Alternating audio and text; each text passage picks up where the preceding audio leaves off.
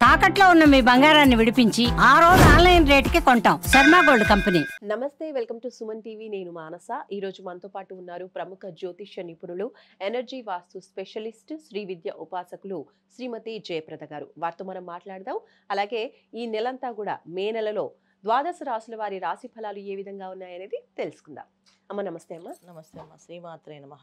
అమ్మ, ఈ నెలంతా కూడా ద్వాదశ రాశుల వారి రాశి ఫలితాలు ముందుగా మేము మీ నుంచి తెలుసుకోవాలనుకుంటున్నాము. తప్పకుండా నాన్న. అయితే మే నెలలో మనకి జరిగే రాశి ఫలాలన్నీ కూడా ఎలా ఉంటాయంటే కాస్త అందరికీ స్తంభన అనేది జరుగుతుంది. అంటే ఒక్కొక్క రాశికి ఒక్కొక్క ప్రభావం. కొంతమందికి అనారోగ్య సమస్య, కొంతమందికి ఆరోగ్య సమస్యలు, కొంతమందికి ఏమో ఆర్థికపరమైన సమస్యలు, కొంతమందికి కుటుంబంలో కాస్త కలహాలు, చిన్న చిన్న మనస్పర్ధలు ఇవే జరిగే అవకాశాలు ఎక్కువగా ఉన్నాయి. ఎందుకంటే ఈ ప్రభావం ఒక మాస ఫలితాలు మే నెలలో జరిగేవి మాత్రమే కాదు. ఈ షష్టగ్రహ కూటమి ఏదైతే జరిగిందో మనకి దాని ఒక ప్రభావం మనకి ఒక 50-55 రోజుల దాకా ఉంటుంది. సో మనకి మననే జరిగింది కనుక షష్టగ్రహ కూటమి అనేది మనకు ఉంది కనుక ఖచ్చితంగా ఇది మే ఎండింగ్ వరకు ఈ మాసం అంతా కూడా కాస్తంత కొంత కష్టకాలమే కనిపిస్తుంది. అయితే ఒక్కొక్క రాశి వాళ్ళకి ప్రభావం అనేది ఎలా ఉంటుందనేది మనం వివరంగా తెలుసుకుందాం. అయితే ముందుగా మనం ఏంటంటే మీనరాశిలో 4 గ్రహాలు ఏవైతే ఇక్కడ ఉన్నాయో, బుధుడు, శుక్రుడు, రాహువు, శనేశ్వరుడు ఏదైతే కలిసి ఉన్నారో ఈ కలయిక 4 గ్రహాల కలయిక అనేది కాస్తంత కష్టమైన పరిస్థితి తీసుకొస్తుంది ఎవరికైనా. మనం ఎంత బ్రహ్మాండంగా ఉంది అని మనం చెప్పుకుందాం అనుకున్నప్పటికీ కూడా వాళ్ళకి వాళ్ళు తెలుస్తుంది కదా ఎవరికి వాళ్ళకి కష్టాలు. ఆల్రెడీ ఇప్పుడు ఈ షష్టగ్రహ కూటమి అయిన తర్వాత ప్రతి ఒక్క రాశికి ప్రతి ఒక్కరికి కాస్తంత డిఫరెన్స్ కనిపిస్తుంది. ఇది ఆ ప్రభావం ఏ ప్రభావం తెలియకపోయినా వాళ్ళు కాస్తంత ఇబ్బందులు కనపడుతుంటారు. దాని నుంచి మే నెలలో మనకు ఉండేది అంటే ఈ కష్టకాలం నుంచి బయటపడడానికి ఒక నివారణ పూజ చేసుకుంటే బయటపడతాం. ఇబ్బంది ఏం లేదు. కాకపోతే కాస్తంత కొంచెం శ్రమించాలి. మనం అందరం శ్రమిస్తే పని అవుతుంది.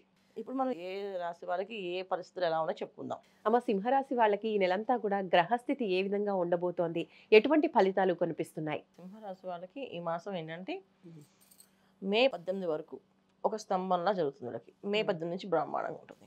అదే మే 18 వరకు కాస్తంత ఫలితాలు అనేది గత మాసంలో ఏవైతే ఉన్నాయో అవే ఫలితాలు కనిపిస్తాయి. అంటే మానసిక ప్రశాంతత అనేది కాస్త లోటుగా ఉంటుంది.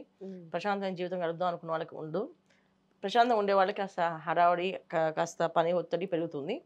వ్యాపారస్తులకి కాస్తంత పని ఒత్తిడి పెరుగుతూ ఉంటుంది. వ్యాపారం ఎక్స్పాండ్ చేద్దామని కొత్త కొత్త నిర్ణయాలు తీసుకోవడం, కొత్త కొత్త వ్యక్తుల్ని కలవడము, వాళ్ళని రావడం వెళ్ళడం ఇవి జరుగుతూ ఉంటుంది. కానీ ప్రారంభం అనేది జరగదు. కాకపోతే అవి ఈ చేద్దామనే ఆలోచన అంతా పెరుగుతుంటుంది సింహరాశి వాళ్ళకి.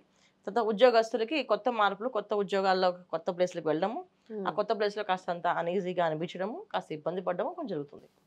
అయితే ఈ మాసం అంతా వీళ్ళకి ఉద్యోగస్తులకి, వ్యాపారస్తులకి మిశ్రమ ఫలితాలు, ఇంకా గృహిణులకి, విద్యార్థులకి మంచి ఫలితాలు. వీళ్ళకి చాలా అసలు చదవరు, ఇంక వీళ్ళకి చదువు రాదు అనుకునే వాళ్ళు చదవడం ప్రారంభం చేస్తారు. బ్రహ్మాండంగా చదువుతారు. మంచి ఉన్నత ర్యాంకుల్లో, ఉన్నత విద్యలోకి వచ్చే అవకాశం ఎక్కువగా ఉంది. ఇంకా వివాహాలు అవ్వవు అనుకున్న వాళ్ళకి వివాహ ప్రయత్నాలు అవ్వడము, వివాహాలు అయ్యే అవకాశము కనిపిస్తుంది. అది మే తర్వాతనా లేదంటే మే నెలలోనే మనకి మే నెలలో కనిపిస్తున్నాయి. మే 18 నుంచి వీళ్ళకంటే కేతు సింహరాశిలో రావడం. ఎప్పుడైతే మే 18 నుంచి కేతు సింహరాశిలో వస్తారో వాళ్ళు ఎప్పటి నుంచి చాలా మంది ప్రొఫెషనల్గా వర్క్ చేసిన వాళ్ళు కొన్ని సబ్జెక్ట్స్ చదవాలనుకుంటుంటారు. వాళ్ళకి చాలా మంచి ఫలితాలు. సో పట్టుదలతో చదవడం, కూర్చొని చదవడం అనేది జరుగుతుంది. అయితే కాస్తంత వేరే ఆలోచనలు, వేరే వ్యవహారాల మీద అలవాట్లు ఉన్న వాళ్ళందరూ, అంటే చాలా మనకు చెడు అలవాట్లు, చెడు వ్యసనాలు ఉన్న వాళ్ళకి కాస్తంత ఇబ్బంది పడే అవకాశం ఎక్కువగా కనిపిస్తుంది. అనారోగ్య సమస్యలు రావడం కానీ, ఇబ్బంది పడే అవకాశం కానీ, అక్కడి నుంచి మార్పు అనేది జరుగుతుంటుంది. ఎప్పటి నుంచి మే 18 నుంచి అది కాస్త ప్రభావం ఎక్కువగా ఉంటుంది. సో చెడు వ్యసనాల జోలికి వెళ్లకుండా ఉంటే మంచి ఫలితాలు. సాయంత్రం పూట జరిగే ఆనందమైన పార్టీలకి వెళ్లకుండా ఉంటే మంచి ఫలితాలు. ఒకవేళ వెళితే కాస్తంత అనారోగ్య సమస్య అనేది వచ్చే అవకాశం ఎక్కువగా ఉంది. అంటే ఒక్కొక్కసారి ఒక్కొక్క వేళ విషయం, ఒక్కొక్క జబ్బు మన ఒంట్లో వచ్చిందంటే అది పోదు, తొందరగా పోదు. అవును, అలాంటివి రాకూడదు. మామూలుగా ప్రతి మనిషికి వచ్చేది బీపీ, షుగర్, ఈ 2 వచ్చాయంటే పోవు. ఇవి కాకుండా కొన్ని రోగాలు ఉంటాయి. అవి వస్తే ఆ రోగం పోదు. కొంతమందికి వెన్ను దగ్గర నుంచి ఒక పెయిన్ వచ్చి ఆ వెన్నుపూస అలా వంగిపోతుంటుంది. వాళ్ళు ఎక్కువసేపు నిలబడలేరు. మళ్ళీ నించుంటే మళ్ళీ బెల్ట్ వేసుకోవాల్సిన పరిస్థితి వస్తుంది. ఇలాంటి కొన్ని ఇబ్బందులు ఉన్నాయి. కొంతమంది కాళ్ళ నొప్పుల దగ్గర ఒక నరం పీకేస్తుంటుంది. ఆ నరం నొప్పి లేనన్సే బాగానే ఉంటుంది. ఒకసారి స్టార్ట్ అయిందంటే తగ్గదు. చూడడానికి ఏమి ఉండదు, మనిషి మంచిగా కనిపిస్తారు. ఇలాంటివి తెలియని ఒక సమస్య అనేది వీళ్ళకి వచ్చే అవకాశం ఉంది. అందుకని ఎక్కువగా చెడు వ్యసనాల జోలికి వెళ్లకుండా ఉంటే వీళ్ళు మంచి ఫలితాలు. ఎందుకంటే కేతు సింహరాశిలో ఉన్నంత కాలం ఈ పరిస్థితి ఖచ్చితంగా ఎప్పుడైనా రావచ్చు.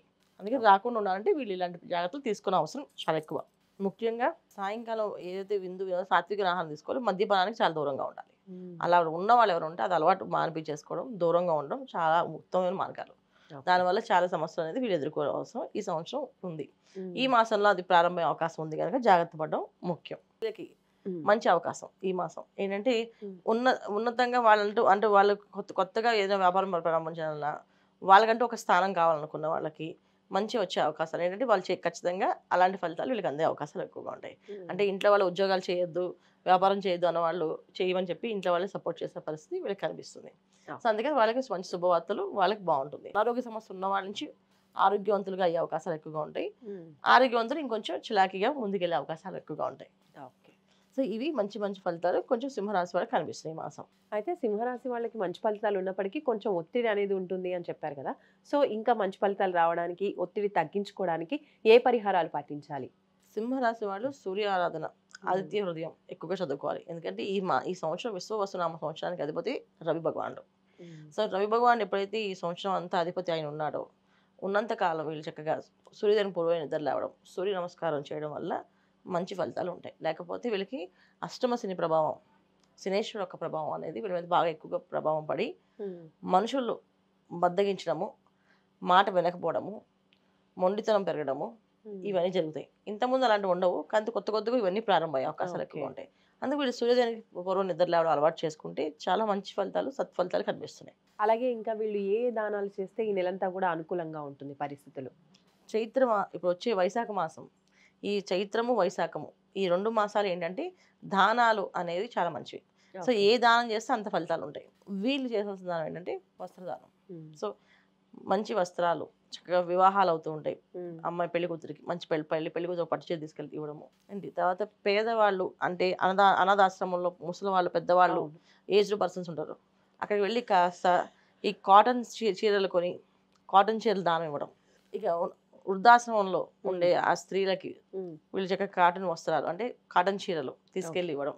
ఇవి చేయడం వల్ల మంచి ఫలితాలు కనిపిస్తున్నాయి వాళ్ళకి. సో సింహరాశి వాళ్ళ రాశి ఫలితాలు ఏ విధంగా ఉన్నాయి, ఏ దానాలు చేస్తే పరిస్థితులు అనుకూలిస్తాయి అనేది చాలా క్లియర్గా ఎక్స్ప్లెయిన్ చేశారు. ధన్యవాదాలు. నమస్తే అమ్మా. శ్రీమాత్రే నమః. చూసారు కదండి, సింహరాశి వాళ్ళ రాశి ఫలాలు ఈ నెలంతా కూడా ఈ విధంగా ఉన్నాయి. చక్కని పరిహారాలు అమ్మ చెప్పినట్టుగా పాటించండి. మంచి ఆరోగ్య పరిస్థితులు అలాగే అన్ని సత్ఫలితాలు పొందే ప్రయత్నం చేయండి. చూస్తూనే ఉండండి సుమన్ టీవీ. నమస్తే.